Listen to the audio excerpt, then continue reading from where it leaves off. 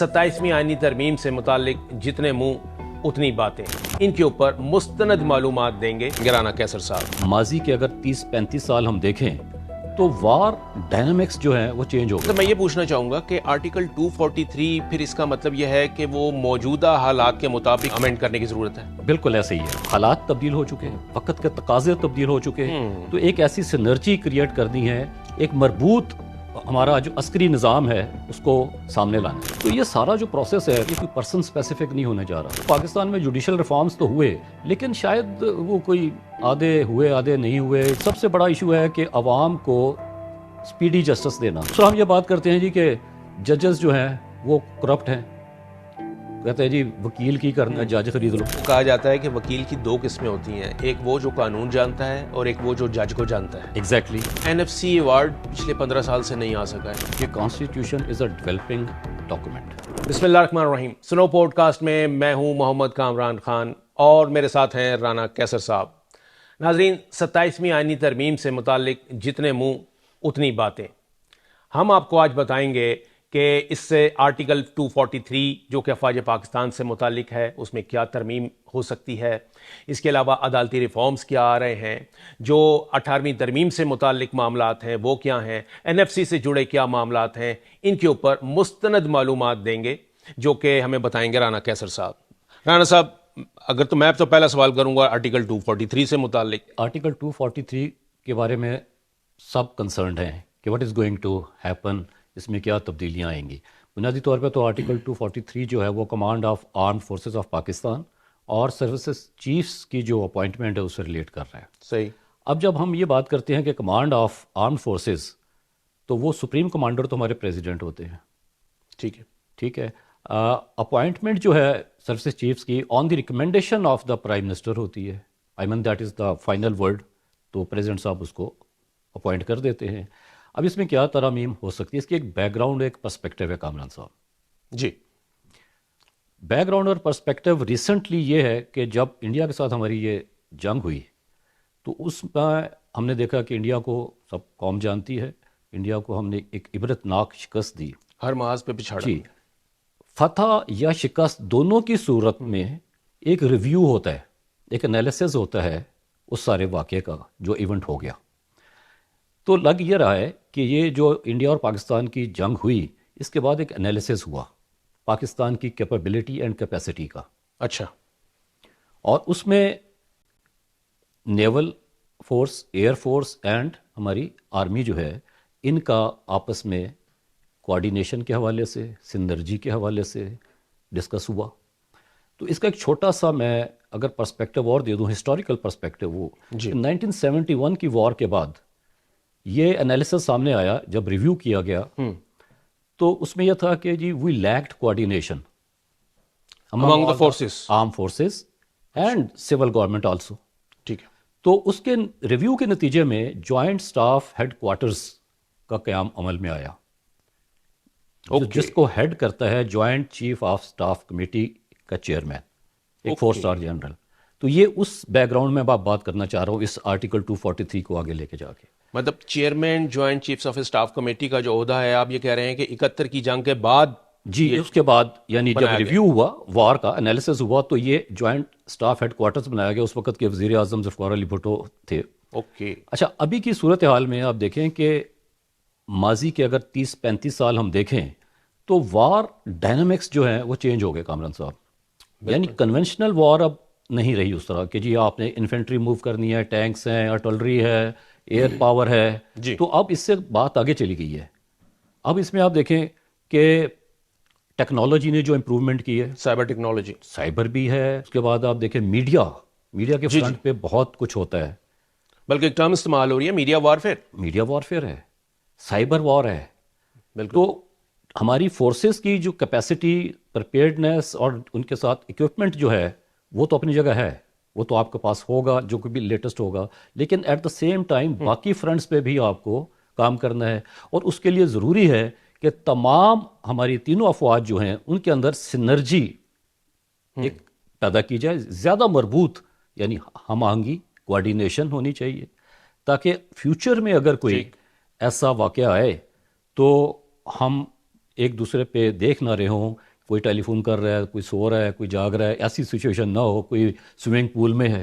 رانا صاحب میں یہ پوچھنا چاہوں گا کہ آرٹیکل 243 پھر اس کا مطلب یہ ہے کہ وہ موجودہ حالات کے مطابق امینڈ کرنے کی ضرورت ہے؟ بالکل ایسے ہی ہے کہ دیکھیں اس وقت جو سٹرکچر ہے اس میں بہتری لانے کے لیے اس کو آپ سٹرکچرل ریفارم کہہ لیں، انسٹیٹیوشنل ریفارم کہہ لیں، انسٹیٹیوشنل ریفائنمنٹ کہہ لیں، ٹھیک، کہ موجودہ حالات جو ہیں ان کے تناظر میں ایک ہم آہنگی پیدا کرنا اور بہتری لانا۔ یہ مجھے یہ لگ رہا ہے کہ جب یہ ساری چیزیں ہم ڈسکس کر رہے ہیں جو کہ کچھ انفارمیشن بیسڈ ہیں، کہ ایک ایسا انسٹیٹیوشن ہو جس میں یونٹی آف کمانڈ ہو، یعنی انسٹیٹیوشن سے مراد آل دا 3 فورسز، ٹھیک ہے، وہ یعنی air chief, naval chief, army chief, وہ ایک دوسرے کی طرف نہ دیکھ رہے ہوں، پرائم منسٹر کی طرف نہ دیکھ رہے ہوں، پریزیڈنٹ کی طرف نہ دیکھ رہے ہوں، یعنی ایک ایسی لائن ہو جائے جو ٹھیک ہے، صرف ایک جو آفس ہے وہ سول ٹاپ آفس کے ساتھ لنکڈ ہو، ڈسپلن آپ کے پاس ہے، ڈیسیژن میکنگ آپ کے پاس ہے، انالیسز آپ کے پاس ہے۔ کہ ملٹیپل ونڈوز کے اوپر نہ جانا پڑے آپ کو۔ میرا خیال ہے کہ جو آفس آف دا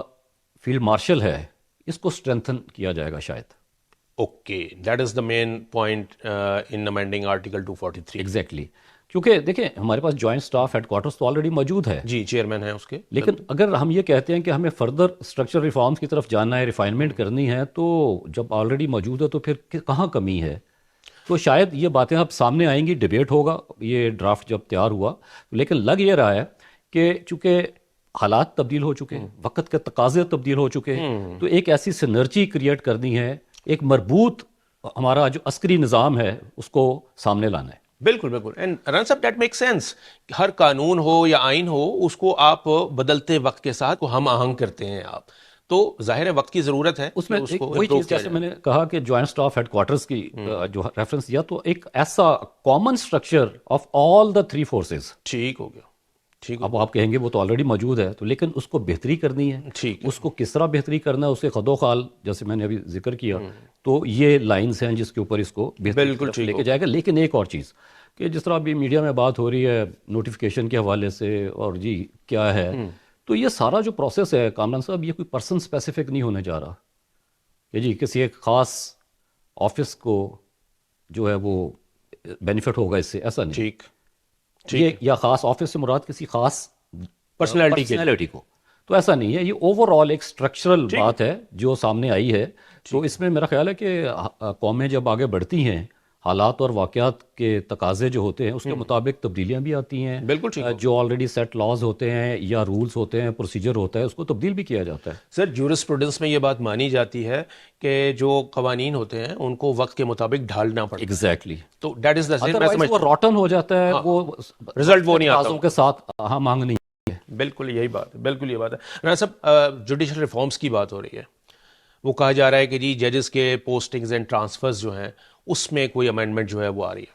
دیکھیں جیسے ہم اکثر بات کرتے ہیں نا ایلیٹ کیپچر کی، تو ایک ہوتا ہے لوکل کیپچر بھی، لوکل سوشل کیپچر، کہ why the civil servants are posted after 3 years transferred, لازمی ہوتی ہے ان کی ٹرانسفر کر دیا جاتا ہے سو دیٹ وہ کہیں لوکل انٹرنچمنٹ ان کی زیادہ نہ ہو جائے، وہ لوکل انفلوئنس ان کے اوپر زیادہ نہ ہو، سو دیٹ وہ ایک انڈیپینڈنٹ جو ڈیسیژن میکنگ ہے، ایڈمنسٹریشن ہے، وہ قائم رہے۔ تو جب ایک جگہ ٹرانسپیرنسی بھی ہے، اکاؤنٹیبلٹی کا اس میں ایلیمنٹ بھی ہوتا ہے، پھر اسٹرکچر ریفارمز بھی ہوتے ہیں وقت کے ساتھ ساتھ۔ جیسے میں نے بات کی ہے کہ اب اگر ہم جوڈیشری کی بات کر رہے ہیں تو پاکستان میں جوڈیشل ریفارمز تو ہوئے، لیکن شاید وہ کوئی آدھے ہوئے آدھے نہیں ہوئے، جو ہوئے وہ امپلیمنٹ شاید نہیں ہوئے، آپ کوکٹ رہے ہیں۔ ہاں بس ایسے ہی رہا۔ تو دیکھیں سب سے بڑا ایشو ہے کہ عوام کو سپیڈی جسٹس دینا، ہر شخص کو رسائی ہو انصاف تک، اور سپیڈی جسٹس ہو۔ آپ نے تو خود ماشاءاللہ کورٹ رپورٹنگ کی ہے، سپریم کورٹ کے معاملات آپ بہتر سمجھتے ہیں، اور ہائی کورٹ کے بھی، کہ کتنی پینڈنسی ہے۔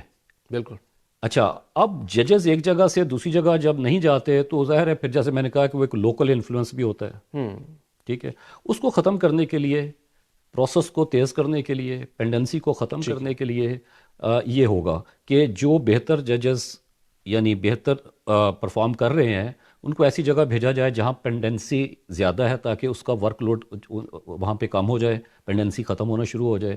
ایک تو یہ فیکٹر ہے۔ ٹھیک ہے، دوسرا خاص طور پہ یہ جو ہمارا لوکل فیکٹر ہوتا ہے یعنی سول کورٹس کا، یہاں پہ بہت زیادہ رش ہے، تو جب ایگزیکٹو مجسٹریسی کی بات ہوتی ہے تو میں ڈسکس کر رہا تھا جی وہ بھی کسی پوائنٹ ہے important اس میں. بندے سے کہ یہ کیا ہم نے تو ختم کیا تھا ایگزیکٹو کو اس کے ساتھ، یہ تو یہ کیسے دوبارہ ہے. تو وہ آرگومنٹ یہ ہے کہ لوور کورٹس کے اوپر برڈن بہت ہے، تو کچھ کیسز ایسے ہوں گے، ناٹ آل دا کیسز، جو کہ ڈپٹی کمشنر یا اسسٹنٹ کمشنر جو وہ ڈیل کرے گا، پرائمری لیول کے ہاں اس کی ایک ریزن ہے. دیکھیں جب ہم کرمنل جسٹس سسٹم کی بات کرتے ہیں کامران صاحب، تو وہاں پہ کیا ہے کہ یہ سارا بیس کرتا ہے ایف آئی آر کے اوپر، اور وہ فریولس بوگس ایف آئی آرز ہوتی ہیں جس طرح انفلوئنس استعمال کر دی جاتی ہیں. تو وہ ایف آئی آر جو ہے وہ کسی سول جج کے یا اس کے اوپر جا کے وہ بالکل ختم ہو جاتی ہے، لیکن عدالتوں پہ بوجھ رہتا ہے. اس کی جو پروسیکیوشن کے حوالے سے جو اسکروٹنی ہے، اس عمل کو میرا خیال ہے کہ بہتر کرنے کی ضرورت ہے. اگر اس ریفارم میں وہ چیز آ جائے پروسیکیوشن کے حوالے سے کہ اس طرح کی فریولس قسم کے جو ایف آئی آرز ہیں وہ تھانے سے باہر ہی نہ جائیں، یعنی تھانے دار وہ اس ایف آئی آر کے بیس پہ کیس بنا کے عدالت نہ بھیجے، وہ وہیں پہ ایک اسکروٹنی ہونی چاہیے تاکہ وہ ختم ہو جائے. اس سے ایک تو یہ بھی ہو سکتا ہے. دوسرا ہم یہ بات کرتے ہیں جی کہ ججز جو ہیں وہ کرپٹ ہیں، کہتے ہیں جی وکیل کی کرنا جج خرید لو. یہ کیوں بات ہوتی ہے؟ اس لیے کہ element of corruption is there. اب اس کو اکاؤنٹیبلٹی کے لیے بھی ہے، لیکن اس میں میرا ایک وہ ہے آن دا لائٹر سائڈ، وہ کیا کہتے ہیں کہ مجھ سے پہلے میرے افسانے گئے، کہ اگر آپ کسی کو ٹرانسفر کریں گے تو اس کے افسانے تو پہلے پہنچ چکے ہوں گے کہ اے کس طرح کا بندہ ہے یار، ٹھیک ہے، اس کے کیا کیا تعلقات ہیں، کیا معاملات ہیں. جی ایسے ہی ہے. مزے کی بات ہے نا سب، کہا جاتا ہے کہ وکیل کی دو قسمیں ہوتی ہیں، ایک وہ جو قانون جانتا ہے اور ایک وہ جو جج کو جانتا ہے. ایگزیکٹلی. تو وہ جج کی جان پہچان جو ہے وہ زیادہ نہ ہو جائے ایک ہی علاقے میں، تو میرا خیال ہے اس وجہ سے یہ ہے کہ جی بالکل صحیح کہ یہ جو بات ہم کر رہے ہیں نا جوڈیشری کے حوالے سے، یہ بھی ایک انسٹیٹیوشنل ریفارم ٹھیک ہے. لیکن بات پھر وہی قانون صاحب آتی ہے کہ پاکستان میں اس طرح کے ریفارمز بہت ہوئے پہلے بھی. اگر آپ اس کو مس یوز کریں گے تو مس یوز کیا، جب آپ ہر معاملہ آپ کا پولیٹیسائزڈ ہے، پولیس ہے، بیوروکریسی ہے، ایڈمنسٹریشن ہے، تو ہمیں معلوم ہے کہ تمام پولیٹیکل پارٹیز نے جس طرح انفلوئنس استعمال کیا ان تمام انسٹیٹیوشنز میں، ٹھیک ہے، اور آج بھی آپ دیکھیں، میں نام نہیں لیتا، ایسے لوگ موجود ہیں جو کہ ریٹائرڈ ہو چکے ہوئے ہیں لیکن پھر بھی انہوں نے رکھا ہوا ہے کیونکہ وہ they are well entrenched in bureaucracy and other institutions. ایسے ہی ہے. تو جب تک یہ چیز ختم نہیں کرتے آپ، ٹھیک ہے، اور میرٹ بیسڈ اپوائنٹمنٹس نہیں ہوتی اور اکاؤنٹیبلٹی نہیں ہوتی، اور یہ اگر آپ کو معلوم ہے کہ Mr so and so is aligned with a political party, ڈھکی چھپی بات نہیں ہوتی، تو وہاں اپروٹ کرنا چاہیے، آپ اس کو اپروٹ کروائیں. بالکل ٹھیک ہے. اس میں پھر یہ نہیں ہونا چاہیے کہ جی یہ ساڈا بندہ تھا تہاڈا بندہ. بالکل ٹھیک. رانا صاحب این ایف سی ایوارڈ پچھلے 15 سال سے نہیں آ سکا ہے، تو وہ کہا جا رہا ہے کہ اس کے لیے بھی ایک امینڈمنٹ جو ہے وہ کیا ہے؟ تب اس میں دو باتیں ہیں. ایک تو یہ ہے کہ وہ ڈویزیبل پول سے جو شیئر ہے صوبوں کا وہ طے کر دیا گیا تھا. ہم نے لاسٹ پوڈ کاسٹ میں بات کی تھی کہ اس کو کیپ کر دیا گیا کہ وہ جو اماؤنٹ وہ شیئر جو ہے فکس کر دیا گیا ہے اس سے کم نہیں ہو سکے گا اب. اچھا وہ تھوڑا سا ان لاجیکل بھی ہے، اس لیے کہ اگر تو آپ نے این ایف سی پاپولیشن بیس پہ کیا ہے یا بیکورڈنس بیس پہ کیا، تو اگر پاپولیشن کم ہو رہی ہے تو پھر آپ وہی اماؤنٹ لیتے رہیں گے جو آپ کو مل رہی ہے. اور اگر بیکورڈنس سے آپ بہتر جا رہے ہیں تو آپ امپروومنٹ کر رہے ہیں، تو کیا وہ جو بیکورڈ کے حوالے سے اگر آپ کو ملا ہوا ہے نیشنل فائنانس کمیشن سے ایوارڈ، تو وہ بیکورڈنس کے پیمانے سے ہی ملے گا اگر آپ بہتر بھی ہو رہے ہیں. تو یہ ایک امپورٹنٹ فیکٹر ہے اس کے اندر. دوسرا جو poor tax collection at the level of the provinces ہے، وہ بھی ایک لمحہ فکریہ ہے. ٹھیک کہ مطلب اس میں بہت ساری چیزیں آ جاتی ہیں، کیونکہ نیشنل فائنانس کمیشن ایوارڈز یہ نہیں ہے کہ صرف صوبوں کو پیسے دینا، بہت سارے چیزیں اس کے ساتھ جڑی ہوئی ایک اسٹرکچر ہے وہ. ٹھیک ہے. تو اس حوالے سے میرا خیال ہے کہ اس کو اگر ریویو کیا جاتا ہے تو it's not a bad. Pakistan Peoples Party تو اس کا کریڈٹ لیتی ہے 18ویں ترمیم کرانے کا، اس میں سے کچھ چیزیں ریورس ہو رہی ہیں، صوبوں کو جو اختیارات دیے ہوئے تھے کچھ واپس ہو رہے ہیں، تو وہ کیا فیلئر تھا ہمارا اس سیکٹر میں؟ ہم سب میں نے لاسٹ ٹائم بھی ایک بات کی تھی کہ constitution is a developing document. ٹھیک. ترامیم کیوں آتی ہیں؟ جو پچھلی ترمیم ہے اس کا جب جائزہ لیا جاتا ہے تو اس نے اگر ڈلیور نہیں کیا اور یا جو ہم حاصل کرنا چاہ رہے تھے وہ ہم نہیں حاصل کر پائے، تو پھر اس کو انڈو کرنا پڑتا ہے یا امپروو کرنا پڑتا ہے، اس میں امینڈمنٹ کرنی پڑتی ہے، اس کو ریفائن کرنا پڑتا ہے. تو اگر ہم بات کریں دیکھیں ایجوکیشن کے حوالے سے، تو پاکستان میں اس وقت جو سب سے بڑی ضرورت ہے تعلیمی نظام کے حوالے سے، وہ ہمارا نیشنل کریکولم جو ہے وہ مسنگ ہے. جی ٹھیک ہے. پرائیویٹ ایجوکیشن انسٹیٹیوشنز کیا پڑھا رہے ہیں، پبلک سیکٹر ایجوکیشن انسٹیٹیوشنز کیا پڑھا رہے ہیں، سوشل میڈیا آپ کو کیا پڑھا رہا ہے، جو ٹاٹ کے اسکولوں کا سلیبس اور ہے اور جو تو آپ کو جب تک ایک دیکھیں جب قوم بنانے کی بات ہوتی ہے تو بنیادی چیز تعلیم ہے، شعور ہے، کہ جب وہی وہاں پہ سنرجی نہیں ہے، بالکل ٹھیک، جب ہم ابھی سنرجی کی بات کر کے ہٹے بالکل ٹھیک، تو جب آپ ایک ایسا ایجوکیشنل سسٹم ہی نہیں دے پا رہے قوم کو جو سنرجائزڈ ہو، سب کے لیے ایک ہو، تو آپ ایک اچھی انٹلیکٹ کی توقع کیسے کر سکتے ہیں؟ ٹھیک، بالکل ٹھیک، ایک تو یہ ایشو ہے، تو اس لیے میرا خیال ہے کہ نیشنل کریکولم ایک مربوط ہونا چاہیے اور وہ فیڈرل گورنمنٹ ہی آپ کو دے سکتی ہے، ورنہ صوبوں کی تو اپنی اپنی انٹرسٹ ہوں گے، اپنی مرضی کے چیپٹرز ڈال دیتے ہیں، اور وہ امپلیمنٹ ہوگا اکراس دا بورڈ. دیکھیں نا آپ کے نام کا ایک چیپٹر ڈال دیا، ایک میرے نام کا چیپٹر ڈال دیا، تو پاکستان تو بہت پیچھے رہ گیا. ٹھیک ہے، ٹھیک ہے، اور یہ بالکل ہمارا نیشنل اورینٹیشن کے ساتھ یہ ہونا چاہیے کریکولم. تو میرا خیال ہے کہ یہ ایک اچھی بات ہے اگر اس میں یہ تبدیلی آ جائے. ٹھیک ٹھیک ٹھیک. رانا صاحب اس میں کچھ اور بھی چیزیں ہیں الیکشن کمیشن آف پاکستان کا جی چیف الیکشن کمشنر کا اگر مختصراً پورا الیکشن کمیشن کہ وہاں کی جو اپوائنٹمنٹ ہے وہ ہمیشہ کامران صاحب کنٹروورشل رہی، کریڈیبلٹی نہیں رہی الیکشن کمیشن کی. پرائم منسٹر اور اپوزیشن لیڈر کی مشاورت کے ساتھ. اچھا اگر وہ لیڈر آف اپوزیشن نہیں مانتا تو کہیں نہ کہیں پھر بھی ہونا ہی تو ہے.